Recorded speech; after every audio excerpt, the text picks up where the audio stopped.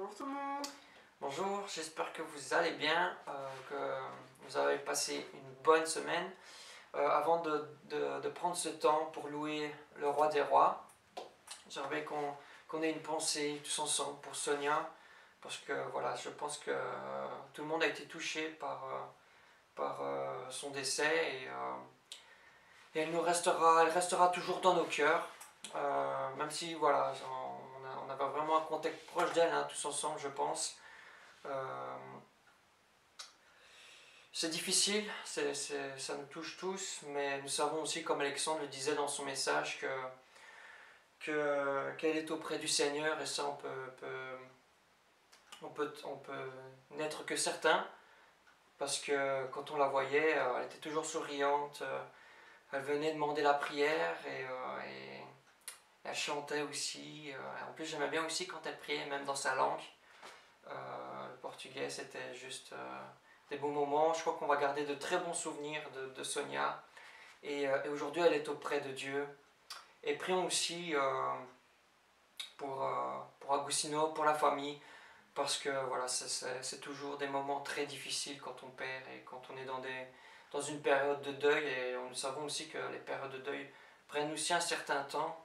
Donc prions pour sa famille, même si vous le faites déjà. Voilà, continuons à prier pour Agustino, sa famille, et gardons toujours Sonia dans nos cœurs. Et voilà. On va commencer par ton nom est grand, et par la suite infiniment grand. Et voilà, je vous invite vraiment à entrer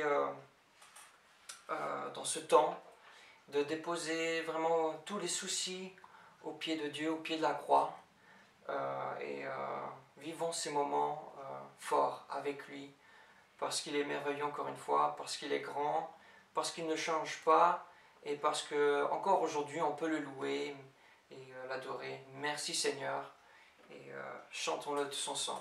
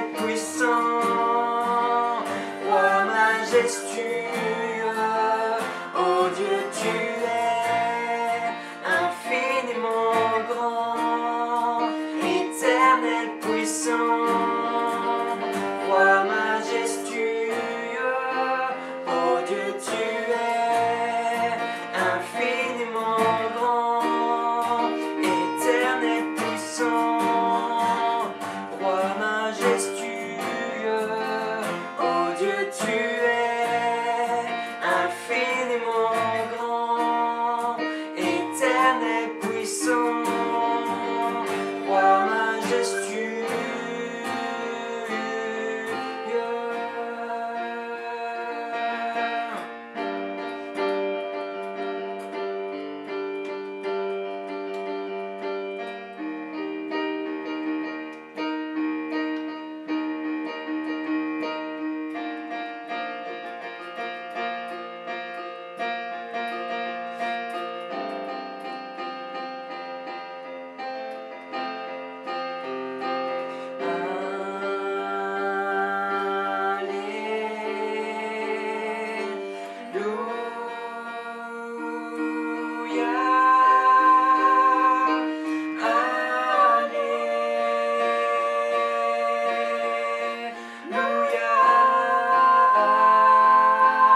Chantons-le ensemble, Alléluia.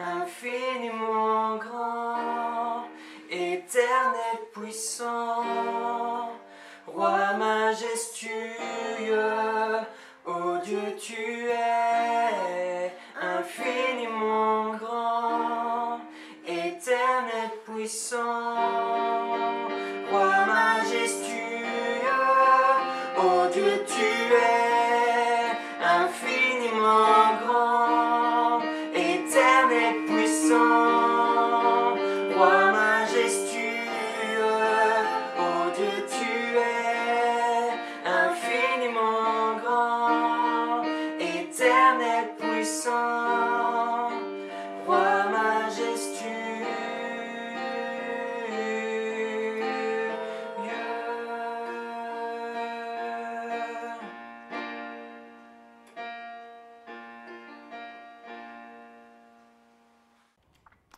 Bonjour à tous, merci pour ce temps de louange. Vraiment, Dieu est merveilleux, Dieu est grand. Et on va encore se laisser toucher par sa parole maintenant. Donc, vraiment qu'on puisse laisser l'Esprit de Dieu agir dans nos vies, encore nous interpeller. Donc voilà, merci à Flavio et Elodie. Je tiens vraiment à remercier tous ceux qui s'investissent, parce que même si on ne se voit pas, on continue à travailler pour le Seigneur. Donc voilà, je tiens particulièrement à remercier Flavio et Elodie qu'on vient d'entendre, mais aussi André, qui régulièrement aussi nous envoie des vidéos pour nos temps de prière le mardi. Merci à toutes celles et ceux qui aussi, sans forcément se faire parler d'eux, œuvrent derrière, tout simplement en prenant de nouvelles les uns des autres, en partageant des sujets de prière. Donc vraiment que le Seigneur puisse bénir chacun. Alors aujourd'hui, J'ai à cœur d'aborder un sujet que j'ai appelé rattaché à la source. Alors, je vais commencer avec mon illustration parce que c'est l'idée de départ. Mon illustration est assez simple. J'aimerais vous parler de la mer morte. Alors, la mer morte, je ne sais pas si vous avez déjà vu à quoi elle ressemble. Hein. La mer morte, c'est... Ah ben, attendez, je regarde. Voilà, comme ça je vous montre. La mer morte, c'est aussi ce qu'on appelle la mer salée. Hein, alors voilà une image. C'est une photo que j'ai eu l'occasion de prendre justement quand j'étais en Israël il y a 2 ans de cela. 2 ou 3 ans, je ne sais plus. La mer morte, on l'appelle aussi la mer salée, on va aussi en arabe l'appeler la mer de Lot, hein, parce que ça fait référence à Lot, le neveu d'Abraham, puisque les villes de Sodome et Gomorrhe étaient sur la rive, hein, presque, pas totalement, mais en tout cas tout près de la mer morte. Et donc cette mer est très intéressante par sa nature, par ses origines, par ce qu'elle est surtout. Vous voyez, si vous regardez bien l'image, hein, on voit dans le fond, on voit des montagnes. Et en fait, c'est la Jordanie que l'on voit. En fait, la mer morte se trouve à cheval, hein, sur la Jordanie et la Cisjordanie. Hein, la Cisjordanie qui est sur le territoire d'Israël actuellement. Et donc, cette mer morte est très intéressante parce que c'est la mer la plus basse du globe. Hein, sur la Terre, c'est la mer qui est la plus basse. Elle est plus ou moins à 430 mètres sous le niveau de la mer. Donc c'est vraiment très très bas. C'est aussi on l'appelle une mer parce que en 2015 à peu près, elle était de 810 km². Donc il faut penser que depuis ce 2015, le niveau a continué à baisser. C'est une mer qui s'évapore, qui est aussi, dont l'eau est extraite pour extraire le sel. Et donc, c'est une mer qui a tendance à non seulement diminuer, mais qui a tendance à disparaître. Hein, donc, on ne sait pas, d'ici quelques années, peut-être que cette mer va complètement disparaître. Donc elle est assez unique au monde. Hein. Il y a quelques mers comme cela. On l'appelle mer parce qu'elle est vraiment énorme. Hein. C'est un lac, hein. C'est devenu un lac maintenant, mais c'est un lac énorme, gigantesque, donc on l'appelle mer. Et plusieurs de comme je le disais, il y a plusieurs. En fait, il y a 3 mers qui ressemblent beaucoup. Hein. Qui se ressemblent beaucoup. Hein. J'oublie leur nom m'échappe maintenant, mais on a comme ça 3 mers mortes, hein, qui ressemblent beaucoup à celle-ci. Mais cette mer morte, en tout cas en Israël, est vraiment unique. On retrouve aussi une concentration de sel tellement importante. Hein. Elle est à peu près de 27%, donc 27%, un peu plus de 27% de sel dans l'eau, comparé à 2 à 4% pour l'eau de mer. Hein, donc c'est énorme. Et en fait, l'eau est tellement salée que finalement, presque tout flotte. C'est quasiment impossible de couler. Hein, alors, j'ai aussi une petite image pour vous illustrer cela. Alors, vous allez voir votre pasteur dans une tenue un peu inhabituelle. Mais voilà, c'était une photo de moi à l'époque. Alors comme vous voyez, hein, je suis allongé dans l'eau et en fait je sais même pas me tenir allongé. Si vous regardez, hein, j'ai bien les mains croisées, les pieds qui sortent de l'eau, la tête et tout le torse qui ressort. Impossible d'aller plus profondément. Pour aller plus profondément, il faut vraiment faire l'effort de nager. Et en fait, c'est très particulier cette eau. Ça reste de l'eau. Mais moi, je le comparerais presque à de l'huile. Hein, on a cette sensation d'eau, mais quand on sort les membres, il y a comme cette eau qui reste un peu accrochée, comme de l'huile, et elle s'en va. Et donc c'est vraiment impressionnant. Et le sel présent dans cette eau est tellement important qu'il finit par brûler presque. C'est-à-dire que si vous avez des coupures ou quoi que ce soit, il faut vraiment éviter d'y aller. Et j'ai fait le test, j'ai trempé la pointe de mon petit doigt, mais vraiment la pointe, je l'ai mis sur ma langue. C'était horrible tellement c'était salé. Et d'ailleurs, certaines personnes qui font l'erreur de plonger leur tête dans l'eau se retrouvent avec de l'eau dans les yeux et les conséquences peuvent être très graves. Certaines personnes se retrouvent avec les yeux brûlés au point de ne plus voir. Hein. Donc, c'est une mer vraiment particulière. C'est une mer où il y a rien. Hein. Il y a quelques algues qui arrivent à survivre et c'est tout. Et à la base, cette mer, elle est alimentée par le Jourdain. Alors, historiquement, on sait que cette mer, en fait, elle est alimentée par la Méditerranée et il y a eu, certainement à l'époque glaciaire, on ne sait pas exactement, mais il y a eu, on va dire, un assèchement qui a fait que cette eau est restée donc de l'eau salée. Et avec les montagnes et tout ce qui s'entoure, il y avait juste le Jourdain qui venait l'alimenter. Et au fur et à mesure du temps, le Jourdain est devenu un peu, n'était plus suffisant pour l'alimenter. Et en fait, avec l'agriculture actuelle en Israël, l'eau est de moins en moins importante, ce qui fait qu'il n'y a quasiment plus rien qui vient alimenter ce lac. Alors, en pensant à cette mer, j'ai réfléchi et ça me faisait un peu penser à une image qu'on pourrait appliquer un peu à nos vies. Hein, cette mer morte, parfois on a des situations dans nos vies où on a l'impression que nos propres corps deviennent comme ces mers salées, quelque chose un peu amer. Hein, et il y a aussi cet exemple avec les Hébreux dans le désert lorsqu'ils sortent d'Égypte, où ils arrivent devant cette eau qu'on appelait Mara, qui veut dire eau amère. Et cette mer peut symboliser un peu ce cœur, ces vies qui sont finalement devenues salées et devenues presque sans vie. Hein, c'est bizarre de dire une vie devenue sans vie, mais quand parfois on se retrouve dans certaines situations dans nos propres vies, on a l'impression que nos vies,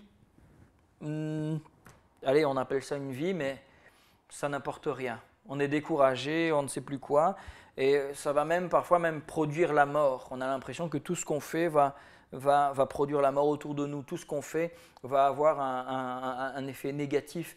Tout ce qu'on fait va porter aucun fruit.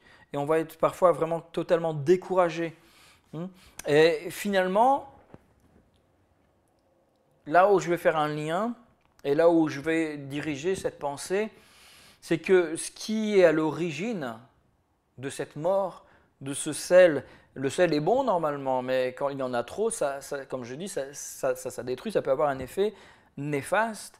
Mais ce qui est à l'origine de cela, c'est tout simplement que cette mer, ici la mer morte en question, s'est retrouvée déconnectée de sa source principale.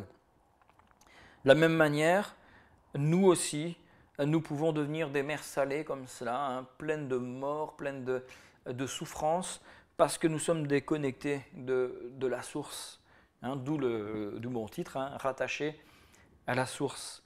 Et donc finalement, j'en viens à cette conclusion que la seule manière de redonner vie, c'est d'être connecté à la source. Alors il y a plusieurs textes qui nous parlent de ça, qui peuvent vraiment nous encourager, qui nous parlent de cette source qui est la source de vie. Et vous savez qui est la source de vie, la Bible est très claire par rapport à cela, il s'agit de Jésus. Et on va le voir, plusieurs textes nous parlent de cela. Et cette mer morte était connue déjà des temps bibliques et elle était déjà considérée comme une mer morte. On l'appelait la mer salée, mais elle était représentative que de la mort, de choses que les gens forcément n'avaient pas envie de vivre, n'avaient pas envie d'aller, alors pas se baigner, mais d'aller goûter dans cette mer. Alors cette mer a bien sûr des vertus bien spécifiques, pour le corps, etc. D'ailleurs, moi-même, j'en ai fait l'expérience. J'avais un peu de problème pas forcément d'eczéma, mais au niveau de la peau, surtout au niveau du dessus des pieds, avec des boutons, bref, des choses qui ne partaient pas vraiment. Je suis allé là-bas, je me suis baigné, et en fait, le sel a complètement asséché tout ça. Et en fait, ça a guéri les petites plaies qu'il y avait.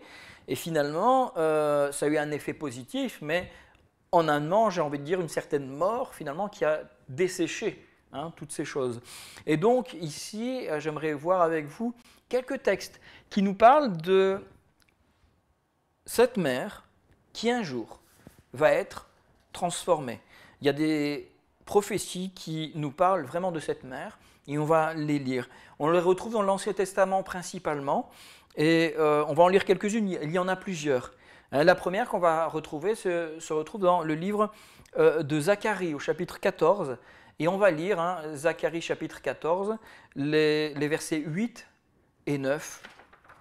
Donc Zacharie 14, versets 8 et 9 nous dit ceci: « En ce jour-là, des eaux vives sortiront de Jérusalem et couleront moitié vers la mer orientale, moitié vers la mer occidentale. Il en sera ainsi été et hiver. L'Éternel sera roi de toute la terre. En ce jour-là, l'Éternel sera le seul Éternel, et son nom sera le seul nom. »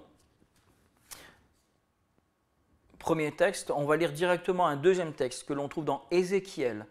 Zacharie et Ézéchiel vont prophétiser presque au même moment. Et on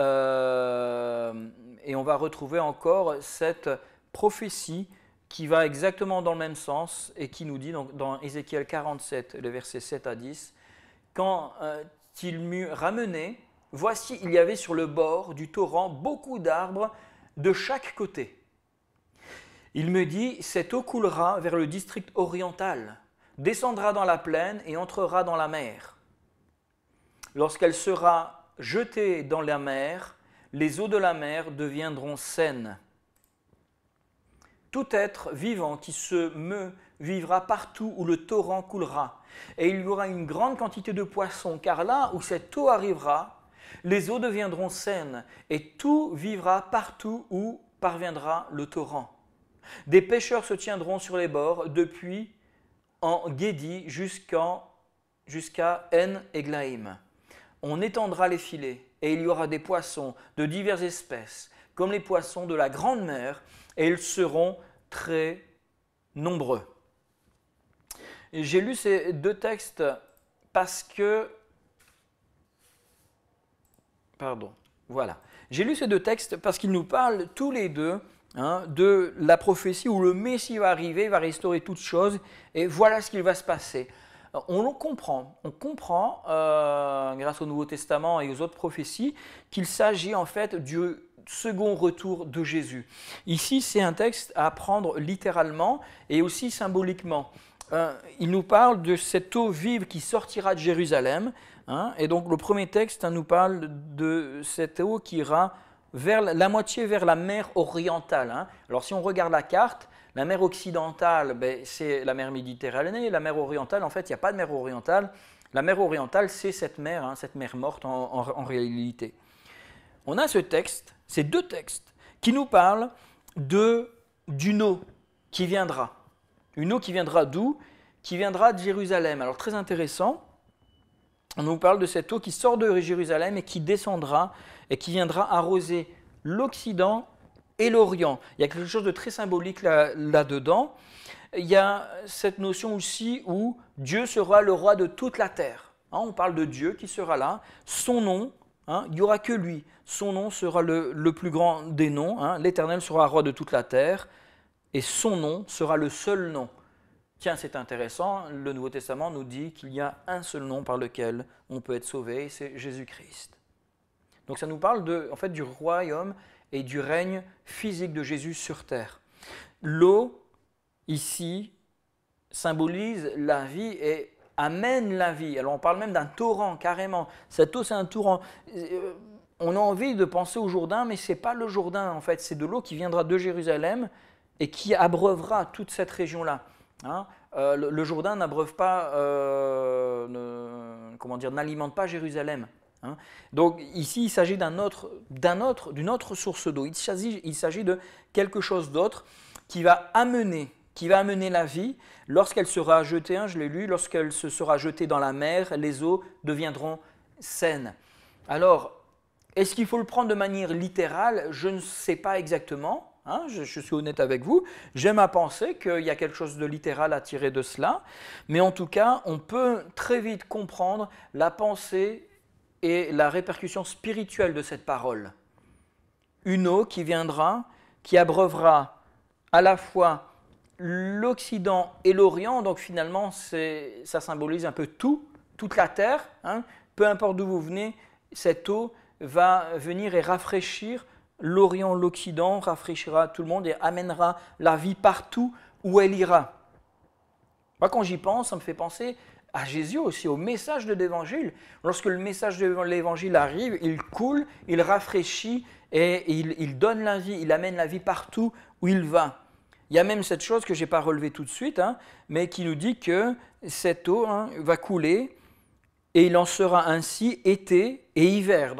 Ça c'est dans Zacharie, au verset 8. Il en sera ainsi été et hiver. Ça veut dire tout simplement que c'est perpétuel. Ça veut dire que c'est quelque chose d'éternel. Et pourquoi on mentionne été et hiver? Parce que si vous vous êtes déjà un peu renseigné ou si vous êtes déjà simplement promené dans les montagnes, vous voyez qu'en hiver, en fait, cela gèle, les choses gèlent, et donc en hiver, il n'y a pas beaucoup d'eau qui coule. Mais en été, souvent, les glaciers fondent, et vous avez d'un seul coup ces rivières, ces torrents qui arrivent, et vous avez de l'eau très très fraîche en été, quand vous êtes dans certaines régions montagneuses. Et quand vous allez tout au nord d'Israël, c'est exactement ce qui se passe.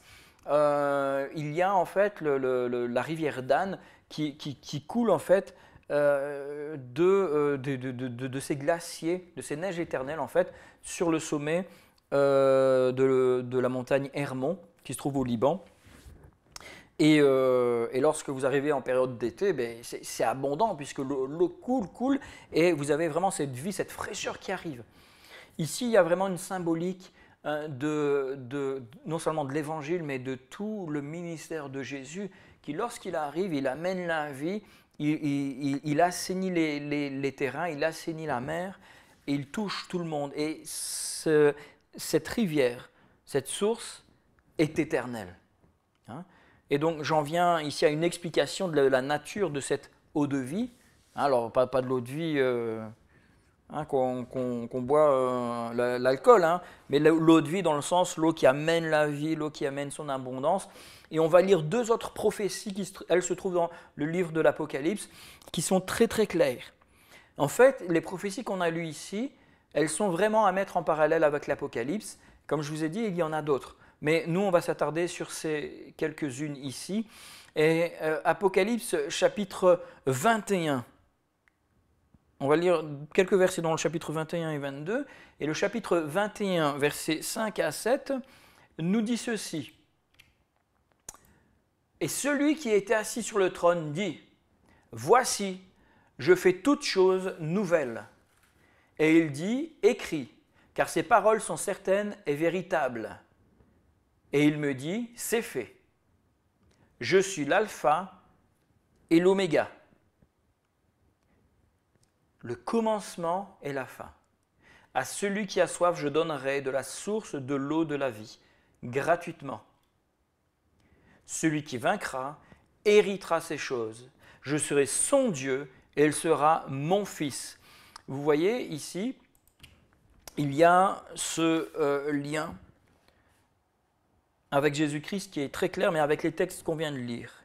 Celui qui est assis sur le trône, on a lu juste avant de cette personne ou de ce Dieu qui est assis sur son trône. Il est roi de toute la terre. Et ici, c'est clairement Jésus-Christ, on le sait parce que c'est Jésus qui se présente au début de l'Apocalypse. Et ces phrases qu'il nous dit sont vraiment importantes et très intéressantes. Il dit « c'est fait ».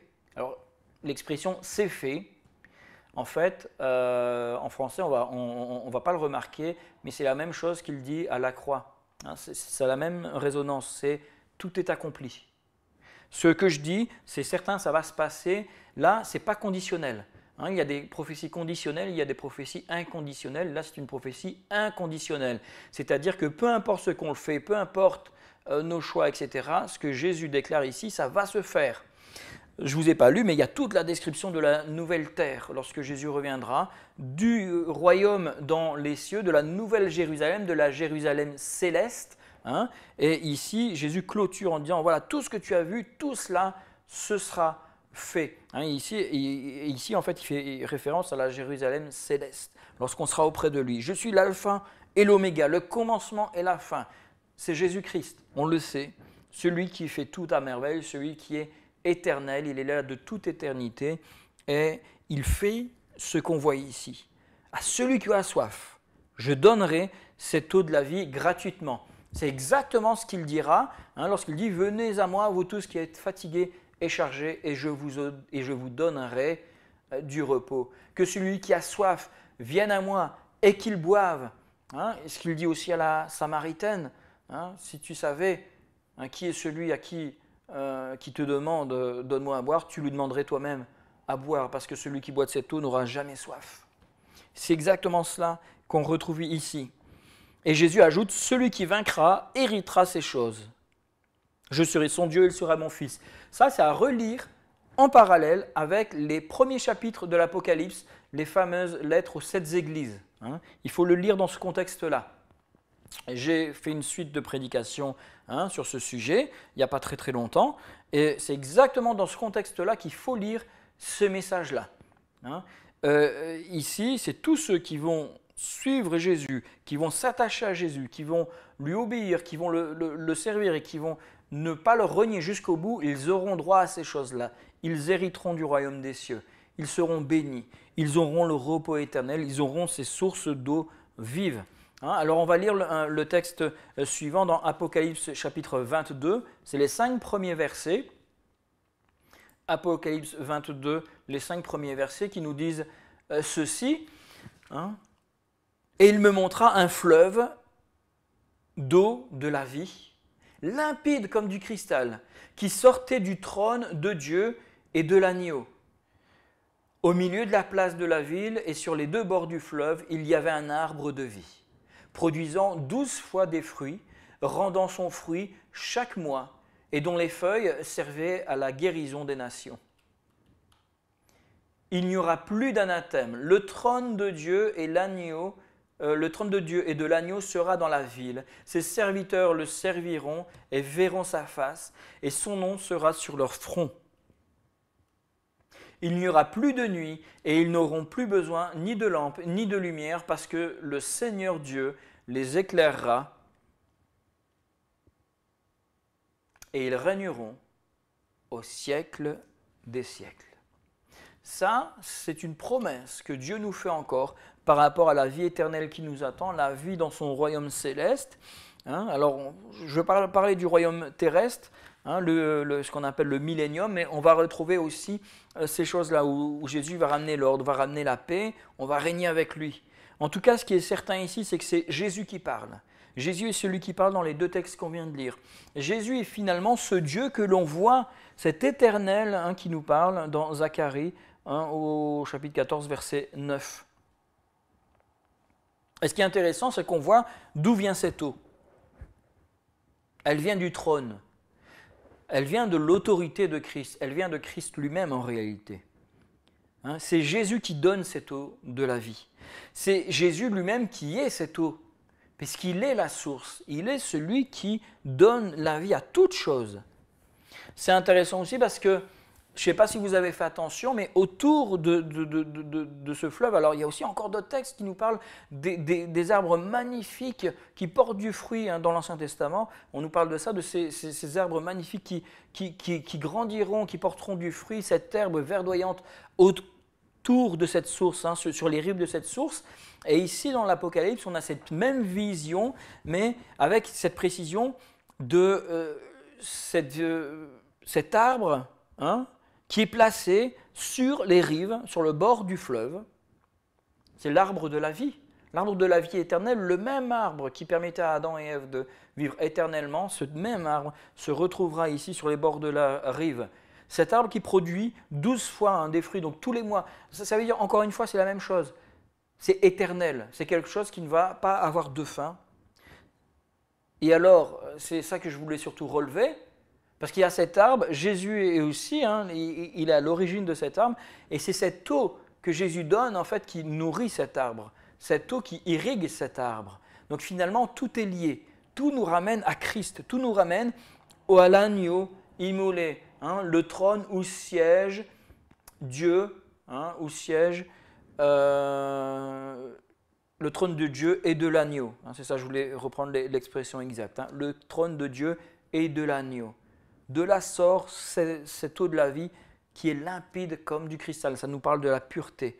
Ça nous parle vraiment de la régénérescence qu'il y a dans cette source.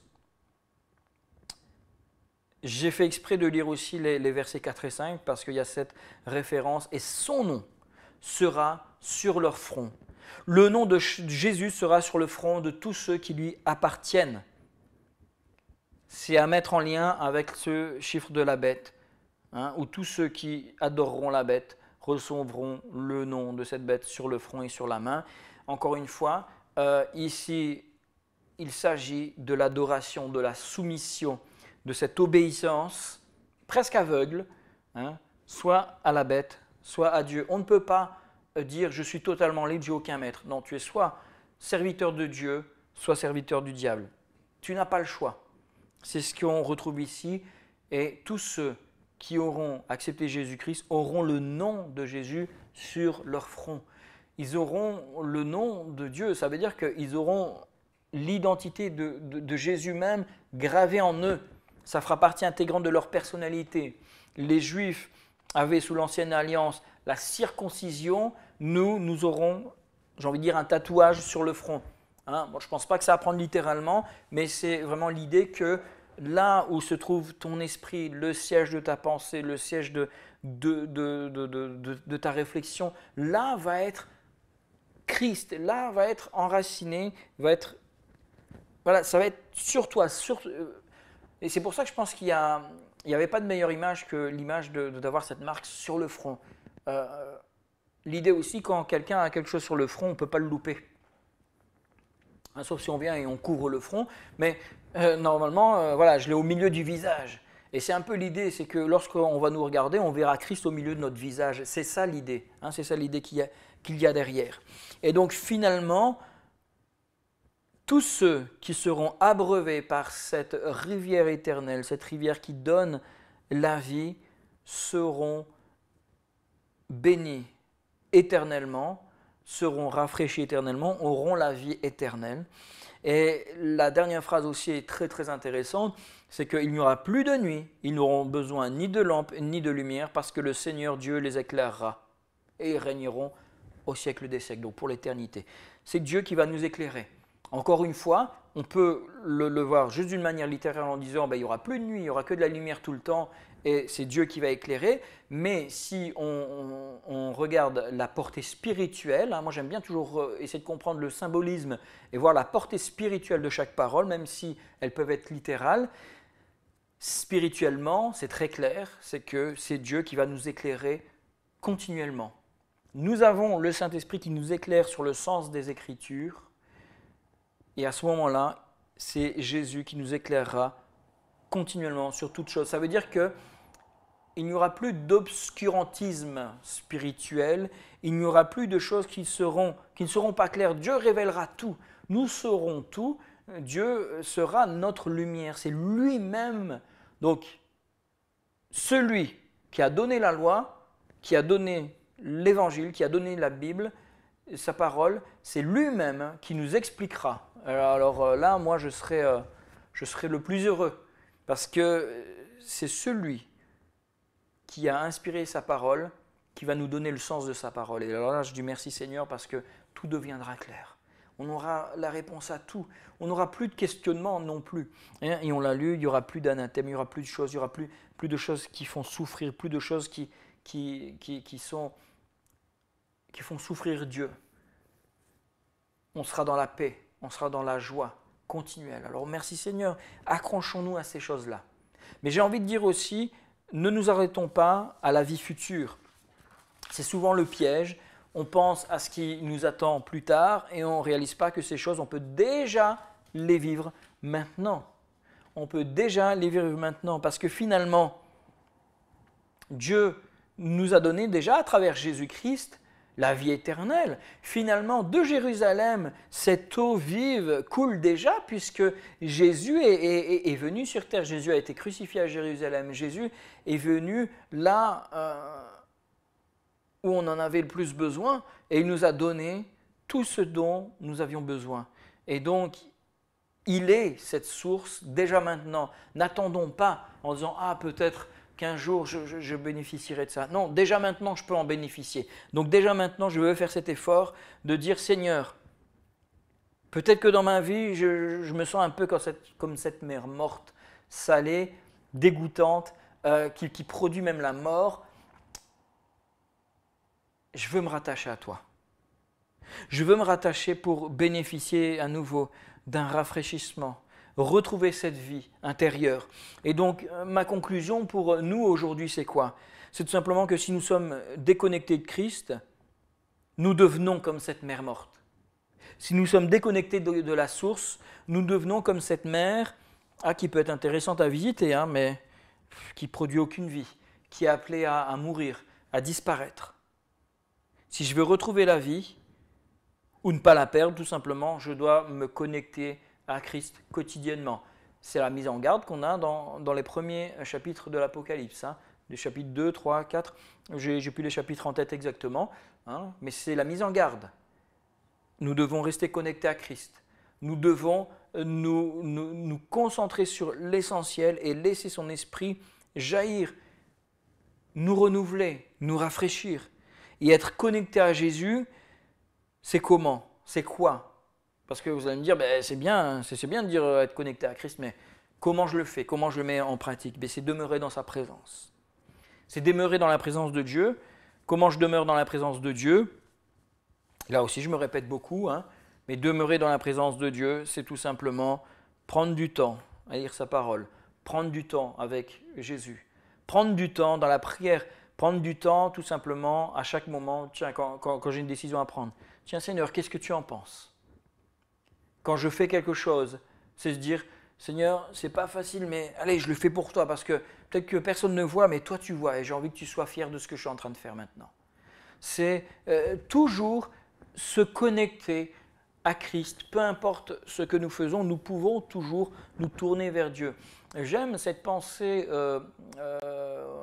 dans un courant du judaïsme, il y a vraiment cette idée que nous pouvons tout faire comme une forme de louange. C'est-à-dire que si je joue de la musique, peu importe ce que je joue, l'intention que je vais y mettre, si je la tourne vers Dieu, alors ça devient une louange. Quand je vais juste aider quelqu'un, si je le fais vraiment dans l'idée de faire le bien et d'être juste me comporter comme un enfant de Dieu, alors c'est une louange. Quand je vais faire mes courses, je vais me mettre à siffler ou juste sourire aux gens. Si je le fais vraiment de tout mon cœur en disant mais tiens, je vais amener un peu de gaieté ici, c'est une forme de louange. Et donc c'est vraiment cette idée, je demeure dans la présence de Dieu quand je fais tout cela. Et être connecté à Dieu, c'est aussi lui donner la royauté sur ma vie. Il faut que Christ règne, soit sur son trône de gloire dans Jérusalem pour que l'eau jaillisse en abondance. C'est la vision qu'il y a ici. De la même manière, il faut que Christ demeure en maître sur ma vie pour que je puisse bénéficier de cette vie qui jaillit en abondance. Et de la même manière, si Christ est sur le trône de ma vie, siège sur ma vie, alors de mon cœur aussi peut déborder des sources d'eau vive qui vont abreuver les autres. C'est ce que Jésus nous dit aussi dans son ministère, que ceux qui viennent et qui boivent, de leur cœur jailliront des sources d'eau vive. Donc ça jaillit, mais ça jaillit pourquoi? Pour aller abreuver les autres, pour aller bénir autour. Et c'était vraiment ma pensée d'aujourd'hui, c'est que nous pouvons nous retrouver dans des situations où on se sent un peu comme cette mer morte, comme cette mer désolée, cette mer salée. Et dans ce cas-là, on fait quoi? On se reconnecte à la source. Parfois, on peut vivre les mêmes choses, on peut avoir l'impression que dans notre vie d'église, on se retrouve dans la même situation. Soyons connectés à la source. Hein, et ne regardons pas ces choses qui peuvent parfois être intrigantes. Je reprends l'image de cette mère morte, hein, quand on voit ces choses qui flottent, tout ça, c'est marrant, c'est amusant. Et parfois, on a presque envie de s'amuser avec certaines choses qui en réalité sont mauvaises dans nos vies. Parfois, on va s'amuser avec certains péchés qui sont mauvais et qui produisent en fait cette amertume, qui produisent cette mer morte en nous. Et il faut abandonner ces choses-là. Il faut dire, Seigneur, viens, déverse ton esprit, déverse cette eau vivifiante en moi. Et je veux être rempli de toi. Je veux être renouvelé de toi. Et c'était la pensée d'aujourd'hui. Soyons tous rattachés à cette source. Que Christ vienne, nous purifie, assainit nos vies et nous permette de vivre une vie pleine, riche, abondante en lui. C'est vraiment ma prière et que le Seigneur puisse bénir chacun d'entre nous, hein, que le Seigneur puisse vraiment continuer son œuvre en chacun d'entre nous. On va clôturer par la prière et on va entendre un dernier chant que Flavio et Elodie nous ont préparé. C'est un chant, encore une fois, que j'aime beaucoup, que j'ai déjà diffusé quelques fois et ça me fait plaisir qu'il l'ait repris. Comme ça, on va aussi l'intégrer prochainement dans notre programme de louanges. Donc vraiment, soyez bénis, prenez soin les uns des autres, prenez soin de vous.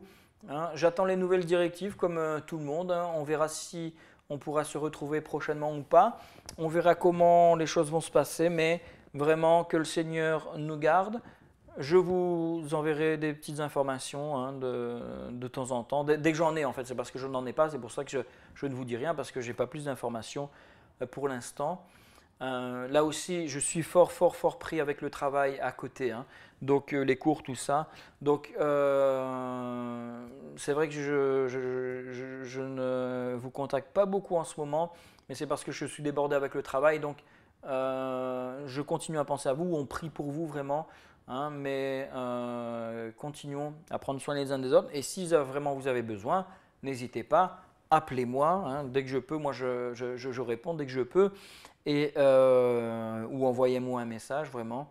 Hein, ce sera avec plaisir qu'on communiquera et que je prendrai du temps avec vous aussi. Mais en attendant, vraiment, soyez bénis, passez une bonne semaine, que le Seigneur vous garde. Merci Seigneur pour ta parole, merci parce que tu nous interpelles à être connectés à toi, qui est la source de vie, qui est la source d'eau vive, qui est celui qui nous donne cette vie en abondance. Nous ne voulons pas, Seigneur, devenir comme cette mer morte, un objet de curiosité et finalement qui ne produit rien d'autre que de la curiosité. Mais nous voulons, Seigneur, devenir nous aussi ces sources d'eau vive. Nous voulons bénéficier premièrement de cette source afin de pouvoir nous-mêmes abreuver autour de nous, afin de pouvoir rafraîchir autour de nous, afin de pouvoir bénir. Seigneur, merci parce que ta parole est tellement bonne pour nous et quand nous voyons ces choses qui s'accomplissent et qui sont en marche, nous pouvons vraiment dire que tu reviens bientôt et nous pouvons, Seigneur, nous réjouir de ta prochaine venue. Alors gloire à toi Jésus, reviens. Nous t'attendons, Seigneur, et nous te demandons en attendant de nous aider à continuer à annoncer ta parole, à continuer à agir pour toi, à continuer à pouvoir te servir librement. Vraiment, sois glorifié, sois élevé. Et c'est dans le nom de Jésus-Christ que je prie et que je réclame la bénédiction sur toutes celles et ceux qui entendent ce message maintenant. Vraiment que le Seigneur puisse vous bénir, vous enrichir et vous fortifier. Soyez bénis abondamment, au nom de Jésus-Christ. Amen. Voilà, je vous dis à bientôt. Je me répète, mais ça ne fait pas de mal. Soyez bénis, que le Seigneur vous garde. Et on se dit à la semaine prochaine.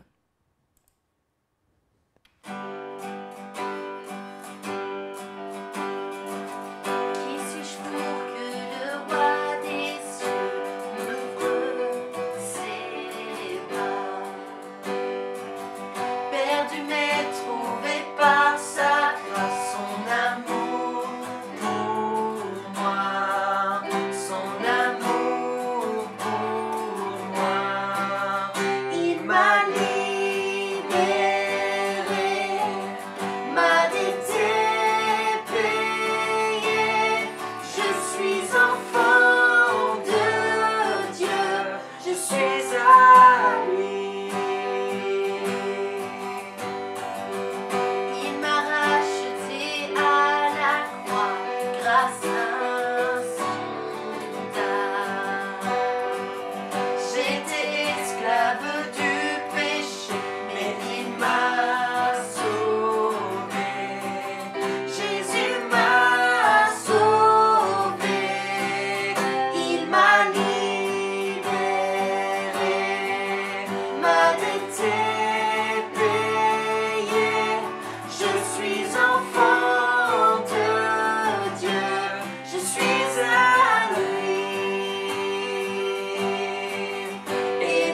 sa maison, j'ai trouvé ma place.